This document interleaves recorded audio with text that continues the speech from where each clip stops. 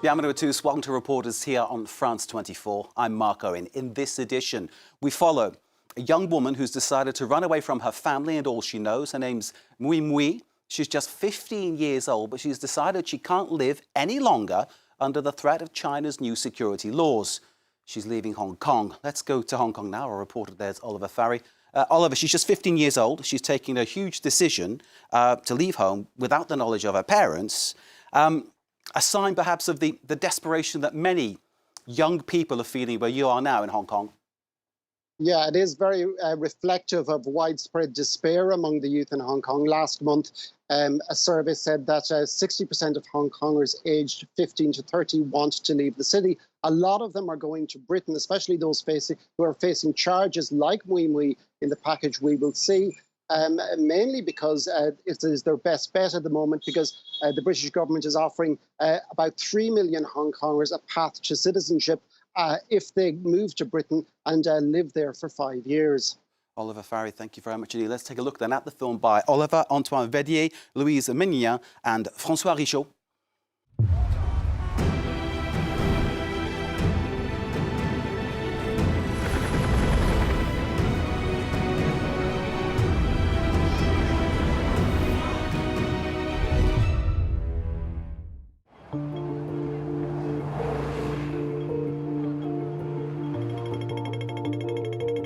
Mui-Mui is getting ready for a long trip.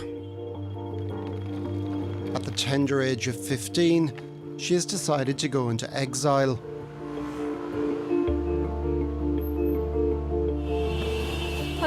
To the airport, please. Alone, without her parents, the teenager is leaving Hong Kong. It's no regular departure, but rather an escape. Mui-Mui is leaving to evade prosecution in Hong Kong. Having taken part in anti-government protests, she risks up to 5 years in prison.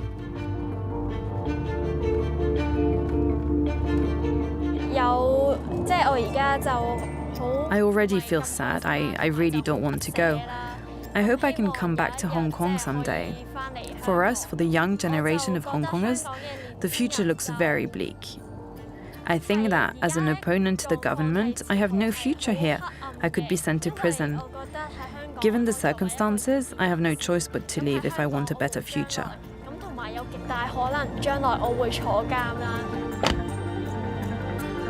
On the other side, a new life awaits Mui-Mui in the UK.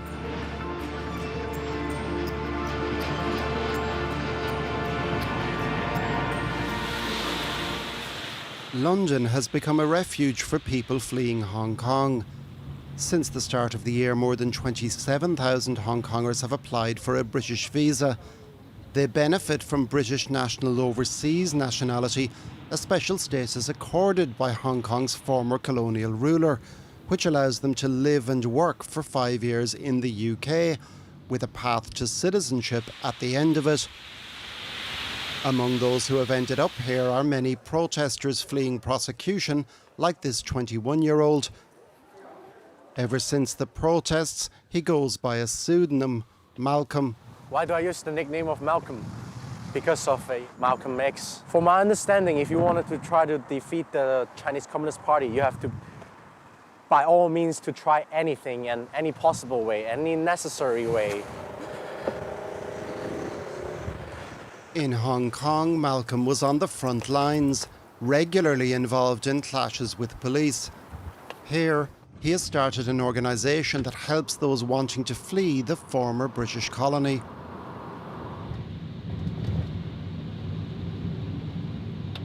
Hong Kong people should be helping each other. We have responsibility and duty to help those who could contact us for help. Over the past year, Malcolm has helped some 60 protesters get to the UK. Tonight he is making his way to Blackpool in the north of England. Here he has set up the association's headquarters, funded by wealthy donors back home. So this is one of our main base in Blackpool, and we have another one in London, and in the future we're probably having more in Blackpool. From this apartment, Malcolm has organised and funded the departure of Mui-Mui, the 15-year-old protester. All done over the phone. He'll see her for the first time when she arrives in London. Hello. Hello. 你見點啊？ Not great. I feel a bit down. 係咁㗎啦，你啱啱嚟到，適應下啦。 Upon arrival at the airport, Mui-Mui applied for asylum. Because she is a minor, she was placed with a British host family. If I could be with you, it would be different. I would be with other people from Hong Kong. I would feel better. The people who are taking care of me here don't understand me. I don't think they approve of my decision. They told me I was too young to leave and that I should listen to adults.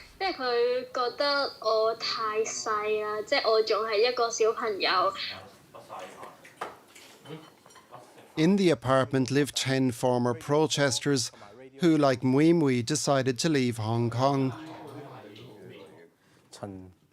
Some of them are supporters of independence for the Chinese autonomous region, a stance that could end them up in prison back home, so they prefer to remain anonymous on camera. No. I actually start to listen to different... I think the old Hong Kong is actually dying, and I think CCP are trying to take the full control of Hong Kong and the total control of Hong Kong, no matter on internet, no matter on the personal freedom, no matter on the freedom of assembly and freedom of editing. For the past year, people in Hong Kong have lived under the shadow of a draconian national security law imposed on the city by Beijing. Enacted ostensibly to bring peace and stability after the pro-democracy protests of 2019, the wide-ranging law allows for the prosecution of anyone who goes up against the Chinese government, with penalties of up to 30 years in prison for some offences. Arrests and convictions of opposition figures have increased sharply in recent months. 講返警方拘捕學生動員前召集人鍾翰林同埋另外兩男一女，年齡介乎16至21歲。當日拘捕10個人涉嫌違反港區國安法。警方話當中有3個人曾經展示。 Pro-democracy activist Joshua Wong has been jailed for a total of 13.5 months on charges relating to anti-government protests. Young Hong Kongers who took part in the protests now live with the shadow of the law hanging over them. That's why Mui-Mui decided to leave. A few hours before she flew to London, the young girl met France 24 in this hotel room. In her suitcase, she carries a few souvenirs of her time on the front lines.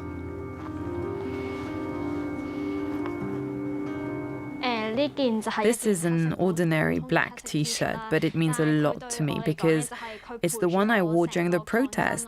I put it on whenever I went out onto the street.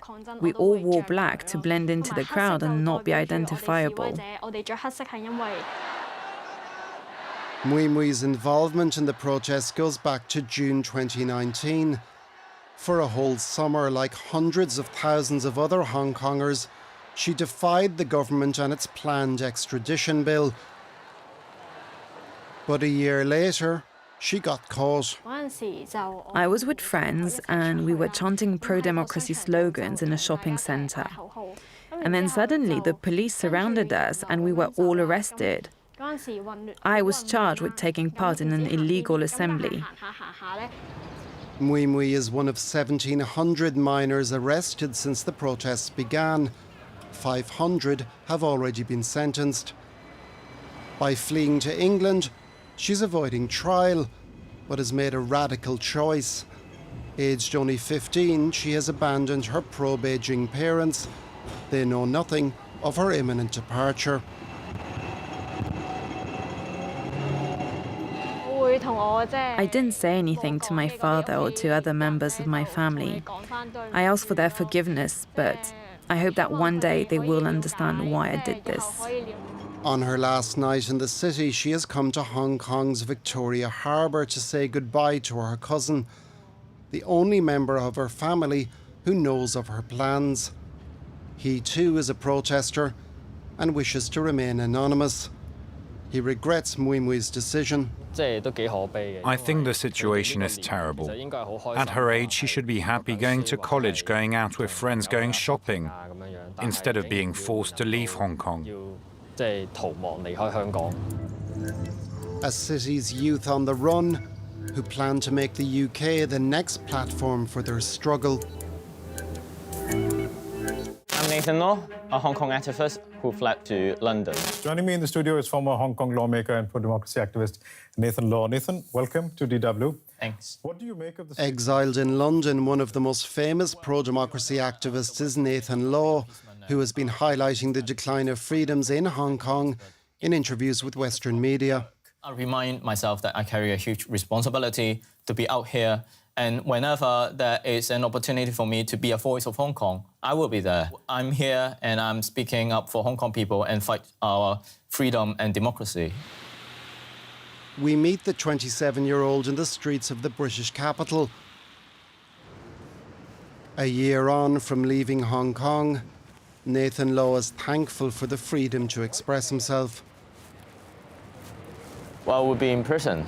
For now, I'm a wanted fugitive by the Hong Kong police, accusing me of colluding with foreign forces, secession. It really shows that the government wanted to prosecute any and every democratic activist in Hong Kong. Basically, all of them are either in jail, on trial, or in exile. 10,000 kilometres from home, Nathan Law intends to continue the fight. So I don't think that means we have already failed. It just means that the movement has stepped into another phase, that the political persecution is just way too strong, that many of us have to leave Hong Kong. So I think definitely we will continue to fight for Hong Kong. We will not give up. Nathan Law, like Mui-Mui, Malcolm and others who have chosen exile, don't know if they'll ever see Hong Kong again.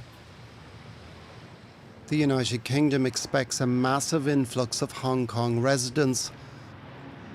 The British Home Office estimates more than 300,000 will move here in the next 5 years. Our reporter Oliver Farry is still with us from Hong Kong. Oliver, thank you for that insight into what is going on in the minds of many young people in Hong Kong right now. Now, the UK, as you mentioned earlier, has offered a path to citizenship for many Hong Kongers who want it. But what about China and the Hong Kong authorities? Any sign of compromise there? Well, very much not. Carrie Lam, the chief executive herself, has already said that Hong Kongers who are actually have fled, that they're actually fugitives from justice, and she has made it clear that she doesn't really want them in the city anymore. Just this week, John Lee, who's the Secretary of Security, pretty much Hong Kong's Interior Minister, he said that in an interview that the Hong Kong authorities would pursue these fugitives for the rest of their days, and that's his own words himself. He also said that their host countries might actually change their tune in time, that they might actually find that these fugitives are disposable, so to speak. Now, that's highly unlikely, simply for the fact that many of the mainland Chinese dissidents who have found refuge in the West over the last 30 years, despite changes in government there, they have never been handed back over to Hong Kong, or over to China, so to speak. So it's highly unlikely that this would happen. As Nathan Law says in this soundbite that we will hear, that an awful lot of these have no choice but to leave because they could be facing political persecution. He himself is wanted under the national security law for collusion with foreign powers. I think the fact that many Hong Kong people leaving the city is a tragedy. It is a great city, and it used to be a very, very vibrant and free and beloved city, that if we had a choice, we would never leave it.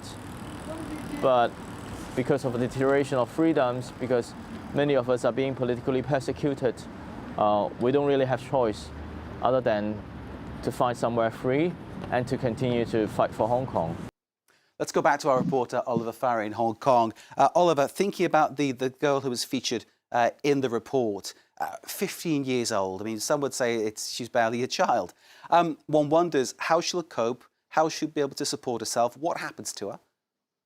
Well, as the package said, that she has applied for asylum. It was really the only route open to her because both her and her parents do not qualify for the BNO status. So it will obviously go through the courts. An awful lot of authorities, particularly in the West, would not look too kindly on somebody who's facing charges for illegal assembly. But things have changed quite a lot in Hong Kong in the last 12 months. A number of people, such as the political activist Joshua Wong and media mogul Jimmy Lai, have been sentenced to more than a year in prison for the same charges that Mui-Mui faces. So it's quite possible that the court might look more kindly on her. In the meantime, she's been placed with a host family, and she will be entitled to education there as well.